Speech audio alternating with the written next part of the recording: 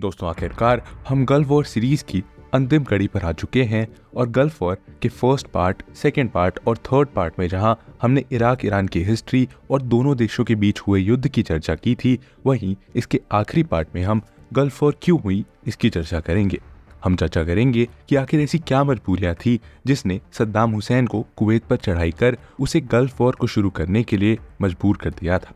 इसके अलावा हम ये भी जानने की कोशिश करेंगे कि आखिर अमेरिका जो एक समय पर इराक ईरान वॉर में इराक का हमसफर बना घूम रहा था, वो आखिरकार इराक के अगेंस्ट कैसे हो गया। ऐसी क्या वजह थी कि उसने सद्दाम हुसैन नाम के थैनोस के अगेंस्ट 42 देशों के एवेंजर्स की टीम खड़ी कर दी थी। और ये वीडियो पिछली उन 3 वीडियोस का कंक्लूजन होने वाली है जिसे आपने खूब प्यार दिया था। दोस्तों मेरी आप सबसे रिक्वेस्ट है कि अगर आपको ऐसी हिस्टोरिकल वीडियोस पसंद हैं तो चैनल को सब्सक्राइब करिए, वीडियो को लाइक करिए और शेयर करना बिल्कुल मत भूलिए। आइए अब शुरू करते हैं इस वीडियो को।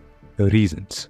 दोस्तों वीडियो को शुरू करने से पहले आइए हम सबसे पहले उन रीजन के बारे में जान लेते हैं जिसकी वजह से सद्दाम हुसैन कुवैत पर हमला करने के लिए मजबूर हो गया और उसने गल्फ वॉर की शुरुआत कर दी। Number 1, Iraq economic struggles. देखिए दोस्तों, कुवैत पर हमला करने के पीछे अगर कोई सबसे बड़ा रीजन था तो वो था डेट यानी कर्जा। दोस्तों कर्जा जो जनरली कई घरों को बर्बाद कर देता है, इराक को बर्बाद करने के पीछे भी इसी कर्जे का हाथ था। वैसे तो इसकी चर्चा हम अपनी last Iraq Iran war video में कर चुके हैं, बट शॉर्ट में बताऊं तो इराक जो ईरान के साथ 8 साल तक युद्ध में लगा रहा, उसने इस युद्ध में लगभग $500 बिलियन खर्च किए थे, जिससे उसके ऊपर बिना इंटरेस्ट के लगभग $130 बिलियन का कर्जा हो चुका था। इराक का ये डेट उसकी जीडीपी से 1000% ज़्यादा था और इस युद्ध की वजह से इराक उस समय का सबसे लोएस्ट जीडीपी वाला देश बन गया था और इस कर्जे में सबसे ज़्यादा हिस्सा $67 बिलियन सऊदी अरब और कुवैत का था। अब जब सद्दाम हुसैन ने कुवैत और सऊदी अरब से उसका कर्जा माफ करने की रिक्वेस्ट की तो दोनों देशों ने इस रिक्वेस्ट को साफ तौर पे खारिज कर दिया। अब यहाँ पर सद्दाम के पास 2 रास्ते थे, जिसमें या तो वो आराम से शांति के साथ सालों मेहनत से काम कर इस कर्जे को चुका सकता था, या फिर इन दोनों ही देश जो आकार और फोर्स में इराक से छोटे थे उन पर धावा बोलकर न केवल अपने कर्जे को माफ करा लेता बल्कि उनके ऑयल रिसोर्सेज भी लूट लेता। और यहाँ पर वही हुआ जिसका डर था। सद्दाम को दूसरा रास्ता ज़्यादा मुफीद लगा, जिसके लिए उसने सबसे पहले कुवैत को चुना, क्योंकि सऊदी अरब उस समय अमेरिकी खेमे में था और उसे अमेरिका का सपोर्ट हासिल था, तो उस पर अटैक करना इराक के लिए खतरनाक साबित हो सकता था, इसलिए उसने कुवैत को चुना। इसके अलावा पहले कुवैत पर आक्रमण करने के पीछे डेट के साथ साथ सद्दाम हुसैन के पास और भी रीजंस थे, जिनमें से एक था territorial disputes. Reason number 2, territorial disputes and oil reserves. दरअसल दोस्तों इराक कुवैत को हिस्टोरिकली हमेशा से ही अपनी टेरिटरी का हिस्सा माना करता था और हमेशा से कुवैत पर अपना क्लेम किया करता था। अब ऐसा क्यों, आइए समझते हैं। दोस्तों ये बात उस समय की है जब ऑटोमन अंपायर का पतन हो रहा था और उस समय कुवैत, जो वैसे तो कभी ज्योग्राफिकली इराक का हिस्सा नहीं था, बट उस पर कुवैत की रूलिंग डायनेस्टी अल सबा फैमिली का रूल था। और जब मिडिल ईस्ट में ब्रिटिशर्स अपना पैर जमा रहे थे, तब 1899 या 1899 में अल सबा फैमिली ने कुवैत के फॉरेन राइट्स ब्रिटिशर्स को दे दिए थे। वर्ल्ड वॉर 1 के बाद जब ऑटोमन अंपायर बिखर गया, तब इराक एक इंडिपेंडेंट देश बन गया।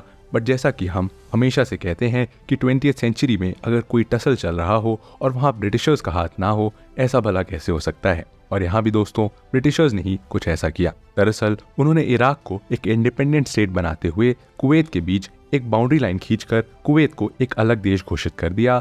और अब इराक जहां पहले से अपनी रीच को पर्शियन गल्फ में बढ़ाने के लिए शत अल अरब नदी के कंट्रोल को लेकर ईरान से लड़ रहा था, वही कुवैत के बन जाने से न केवल उसकी मैरीटाइम बाउंड्री उसके हाथों से चली गई, बल्कि वो ऑलमोस्ट एक लैंडलॉक्ड कंट्री बन गया। अब दोस्तों ये मुझे आपको बताने की जरूरत नहीं है कि किसी देश के लिए समुद्री सीमा व्यापार की दृष्टि से कितनी जरूरी होती है। इसीलिए इराक ने कभी भी कुवैत को मान्यता नहीं दी थी, बल्कि उसे ब्रिटिश इंपीरियलिज्म का परिणाम बताया। इसीलिए सद्दाम की विस्तारवाद नीति में हमेशा से कुवैत को हथियाना शामिल था, जिसका मौका उसे आखिरकार 1990 में मिल ही गया। Reason number 3, oil price manipulation.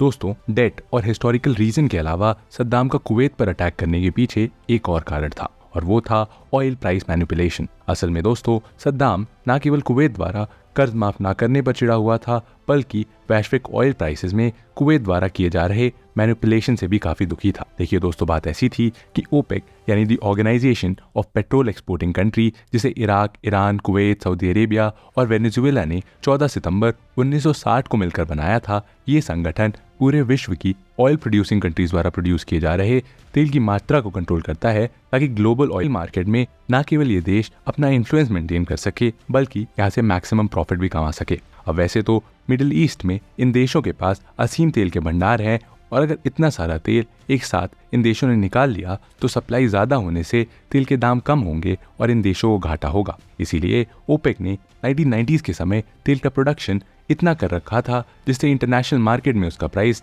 $18 पर बैरल सेट हो सके और सभी देश प्रॉफिटेबल रहे। बट यहाँ इराक ने कुवैत पर इल्जाम लगाया कि कुवैत जानबूझकर इराक का इकोनॉमिक लॉस करने के लिए तेल का ज़्यादा प्रोडक्शन कर रहा है, जिससे ऑयल प्राइसेस $18 पर बैरल से $10 पर बैरल पहुंच गया है। इससे इराक, जो पहले से भारी कर्जे में डूब रहा था, उसको हर साल लगभग $7 बिलियन का नुकसान झेलना पड़ रहा था, और इस नुकसान की वजह से वो और ज़्यादा कुवैत से किलसा हुआ था। इसके अलावा इराक ने कुवैत पर एक और इल्ज़ाम लगाया कि कुवैत उसके क्षेत्र में पड़ने वाले रुमैला ऑयल फील्ड्स में स्लैंड ड्रिलिंग कर रहा है। अब ये स्लैंड ड्रिलिंग क्या होती है, आइए इसे समझ लेते हैं। दरअसल इसमें दोस्तों पाइप को बजाय वर्टिकल ड्रिलिंग करने के उसे हॉरिजॉन्टली ड्रिल किया जाता है, और इससे फ़ायदा ये होता है कि अगर आपके पड़ोसी देश में ऑयल का भंडार है तो आप बिना अपनी मशीनों को वहाँ ले जाएं उनका तेल चुरा सकते हैं, वो भी उनके नोटिस किए बिना। अब दोस्तों इस क्लेम में कितनी सच्चाई थी ये तो ओपेक ने डिसाइड नहीं किया, बट 26 जुलाई 1990 को ये ज़रूर डिसाइड किया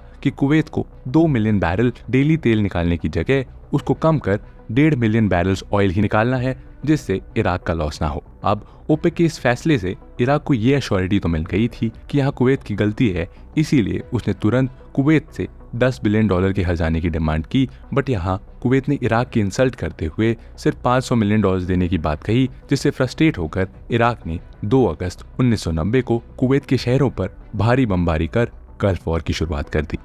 gulf war, invasion of Kuwait. दोस्तों इराक, जिसके पास 1990s के समय 9,50,000 सैनिकों के साथ दुनिया की चौथी सबसे बड़ी मिलिट्री थी, उसको मात्र 16,000 सैनिकों वाले कुवैत पर कब्जा करने में कुल 2 दिन का समय लगा, और फिर सद्दाम ने यहाँ अपनी puppet government Republic of Kuwait को बैठा दिया। Operation Desert Shield. दोस्तों अब जैसे ही इराक ने कुवैत पर कब्जा किया तब पूरा वैश्विक पटल हिल गया, और क्योंकि सद्दाम हुसैन का पुराना ट्रैक रिकॉर्ड अच्छा नहीं था, वो ठीक 10 साल पहले ऐसे ही ईरान पर चढ़ाई कर चुका था, इसलिए उसकी विस्तारवादी नीति को सभी मिडिल ईस्ट के देश अच्छे से समझते थे, और ये बात लगभग तय थी कि कुवैत को हथियाने के बाद नेक्स्ट नंबर सऊदी अरेबिया का आने वाला है। इससे कहीं ना कहीं मिडिल ईस्ट देशों का समूह गल्फ कोऑपरेशन काउंसिल यानी जीसीसी और वेस्टर्न नेशंस चिंता में पड़ गए, क्योंकि गल्फ रीजन ऑयल का एक क्रिटिकल सोर्स है जिस पर लगभग पूरी ग्लोबल इकोनॉमी डिपेंड करती है। इसीलिए ऑयल की सप्लाई को मेंटेन करने के लिए यहाँ सद्दाम हुसैन को रोका जाना बहुत ज़रूरी हो गया था। ऑयल की सप्लाई में किसी भी प्रकार के अवरोध से वेस्टर्न कंट्रीज, पर्टिकुलरली अमेरिका के इकोनॉमिक इंटरेस्ट ताक पर रखे हुए थे, इसीलिए उसने निक फ्यूरी की तरह सद्दाम हुसैन नाम के थैनोस के खिलाफ एक एवेंजर की टीम बनाना शुरू कर दिया। इस ऑपरेशन को ऑपरेशन डेजर्ट शील्ड का नाम दिया गया, और इसमें सबसे पहले यूएस ने अपने पपेट यूनाइटेड नेशंस को बोलकर इराक पर ताबड़तोड़ सैंक्शंस लगवाने के लिए कई रेजोल्यूशंस पास कराए। यूनाइटेड नेशन सिक्योरिटी काउंसिल ने रेजोल्यूशन 660 को पास कर इराक द्वारा कुवैत पर केस इन्वेजन को कंडेम किया, साथ ही इराक से ये भी बोला कि वो जल्द ही अपनी सेना कुवैत से बाहर निकाले। इतना ही नहीं, इराक का हुक्का पानी बंद करने के लिए रेजोल्यूशन 661 को पास कर इराक पर इकोनॉमिक सैंक्शंस लगाए गए, और रेजोल्यूशन 665 के थ्रू इराक के नेवल रूट्स ब्लॉक कर दिए गए। इन दी एंड रेजोल्यूशन 678 को पास कर इराक को 15 जनवरी 1991 तक डेडलाइन दी कि या तो वो जल्दी से कुवैत को खाली करे, नहीं तो सैन्य कार्रवाई के लिए तैयार रहे। और यहाँ यूएन ने जब तक इराक को कुवैत खाली करने का टाइम दिया, तब तक अमेरिका अगस्त 1990 से लेकर जनवरी 1991 तक इराक के खिलाफ एक गुट बनाने में लग गया, और अब वेस्टर्न देश जो पहले से अमेरिका के साथ खड़े थे, उनको लाना अमेरिका के लिए कोई मुश्किल भरा काम नहीं था।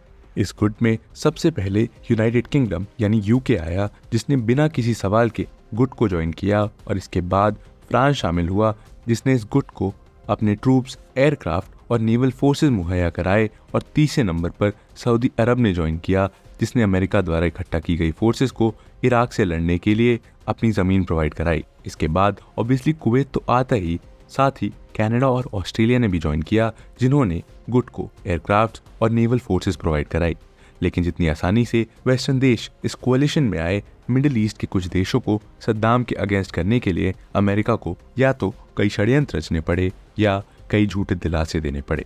यहाँ इजिप्ट, जिसके प्रेसिडेंट शायद मुबारक थे, उन पर सद्दाम हुसैन का काफ़ी इन्फ्लुएंस था और माना जा रहा था कि मुबारक सद्दाम के पक्ष में अमेरिका के खिलाफ लड़ सकते हैं। लेकिन अमेरिका ने $7 बिलियन का कर्जा माफ करने के लालच में इजिप्ट को अपने खेमे में मिला लिया। इसके अलावा ईरान, जिससे अमेरिका का 36 का आंकड़ा था और जो इराक ईरान वॉर से अमेरिका के सैंक्शंस झेल रहा था, उसको गल्फ वॉर में न्यूट्रल रखने के लिए और ज़रूरत पड़ने पर अमेरिकी खेमे में लाने के लिए $250 मिलियन की इकोनॉमिक एड दिलवाई गई, जिससे इराक ईरान वॉर में डिस्ट्रॉय हुए इंफ्रास्ट्रक्चरल प्रोजेक्ट्स का वो फिर से रीडेवलपमेंट शुरू कर सके। सोवियत यूनियन इस युद्ध में शामिल नहीं हुआ, लेकिन उसने इराक की निंदा की। जापान ने $10 बिलियन, जर्मनी ने $6.6 बिलियन का फंड इस वॉर में दिया। वहीं अर्जेंटीना इकलौती साउथ अमेरिकन कंट्री थी जो गल्फ वॉर में शामिल हुई। इसके अलावा सीरिया को भी शामिल किया गया और सीरिया के राष्ट्रपति हफीज अल असद, जिसको एक समय सद्दाम ने मरवाने की कोशिश की थी, इसका बदला लेने के लिए सीरिया ने अपनी 1 लाख आर्म्ड फोर्सेस अमेरिका को प्रोवाइड कराई। कुल मिलाकर अमेरिका ने इराक के खिलाफ 42 देशों का एक संगठन बना लिया, जिसमें टोटल सैनिक 9,56,000 थे और इन सैनिकों में लगभग 75% सैनिक अमेरिका के थे। इसके बाद अमेरिकी गुट ने कुवैत को इराकी कब्जे से छुड़वाने के लिए एक मौत का खेल शुरू कर दिया, जिसे हम ऑपरेशन डेजर्ट स्टॉर्म के नाम से जानते हैं। Operation Desert Storm. दोस्तों, अमेरिकन एलाइड फोर्सेस ने 17 जनवरी 1991 को इराक ऑक्यूपाइड कुवैत में भारी बमबारी करनी शुरू कर दी। कई इराकी ठिकानों को मिट्टी में मिला दिया और यहीं पर इराक को लगने लगा था कि वो इस युद्ध में ज़्यादा दिन तक टिक नहीं पाएगा। इसलिए उसने एक चाल चलते हुए इसराइल पर एक के बाद एक 88 मिसाइल्स दाग दी, ताकि इसराइल, जो गल्फ वॉर से बाहर था, वो इराक पर पलटवार करके इस वॉर का हिस्सा बन जाए। ऐसा इराक ने इसलिए किया क्योंकि अगर इसराइल पलटवार करके इस युद्ध का हिस्सा बनता तो इजिप्ट, सीरिया और सऊदी अरेबिया जैसी मिडिल ईस्टर्न कंट्रीज, जो इसराइल पैलेस्टाइन कॉन्फ्लिक्ट में हमेशा इसराइल को क्रिटिसाइज करती हैं, उसके अगेंस्ट रहती हैं, वो खुद को अलग कर लेती और इराक को मिडिल ईस्टर्न मुस्लिम देशों से अपने लिए समर्थन जुटाने में आसानी हो जाती। लेकिन अमेरिका भी इराक की इस चाल को अच्छे से समझता था, इसलिए उसने इसराइल को समझाते हुए उसे किसी भी प्रकार का पलटवार करने से मना कर दिया और इराकी ऑक्यूपाइड कुवैत पर हमले और तेज कर दिए।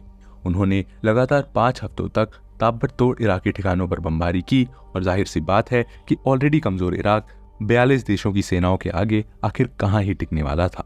और इसीलिए इन दी एंड 24 फरवरी से लेकर 28 फरवरी के बीच कोalition फोर्सेस ने कुवैत को इराक से आज़ाद करा लिया। Cease fire and aftermath. दोस्तों, कुवैत को आज़ाद कराने के बाद 3 अप्रैल 1991 को यूएन सिक्योरिटी काउंसिल रेजोल्यूशन 687 पास कराकर परमानेंट सीज फायर का ऐलान कर दिया गया और गल्फ वॉर को एंड किया गया। इसके साथ ही इराक को आदेश दिया गया कि वो अपने वेपन्स ऑफ मास डिस्ट्रक्शन, जिसको यूज करने की धमकी वो पिछले कुछ दशकों से दे रहा था, उसको डिस्ट्रॉय करे। और दोस्तों, युद्ध खत्म होने के बाद इराक, जो गल्फ वॉर के शुरू होने से पहले से ही एक दयनीय कंडीशन में था, वो और ज़्यादा बुरी कंडीशन में आ गया और उसका मोस्टली इंफ्रास्ट्रक्चर युद्ध में तबाह हो चुका था। इस युद्ध के बाद इराक और अमेरिका के बीच 36 का आंकड़ा शुरू हो गया और सद्दाम हुसैन इराक में अब पहले से ज़्यादा क्रूर और ब्रूटल तानाशाह बन गया। अमेरिका से दुश्मनी के चलते 21वीं सदी की शुरुआत में ही अमेरिका ने इराक पर एक बार फिर हमला बोल दिया और यहाँ पर सिविल वॉर छेड़ दी और सद्दाम हुसैन को फांसी पर लटकाकर इराक में एक पॉलिटिकल वैक्यूम क्रिएट कर दिया, जिसे दुनिया की top deadliest terrorist organisation ISIS यानी Islamic State of Iraq and Syria ने भरा। आईसिस के आने से आज एक हंसता खेलता देश, जिसका अतीत ज्ञान और धन के भंडारों से भरा रहता था, वो आज आतंकवादियों का ठिकाना बन के रह गया है। और दोस्तों, ये था हमारी गल्फ वॉर सीरीज़ का आखिरी पार्ट। कैसी लगी आपको ये पूरी सीरीज़, ज़रूर बताइए कमेंट सेक्शन में। और सबसे रोचक इंसिडेंट्स आपको क्या लगे इस पूरी सीरीज़ के, वो भी कमेंट सेक्शन में लिखिए। ऐसे ही और वीडियोस देखने के लिए वर्ल्ड अफेयर्स को ज़रूर सब्सक्राइब करिए। मिलते हैं आपसे ऐसे ही एक और इंटरेस्टिंग वीडियो के साथ। तब तक के लिए जय हिंद।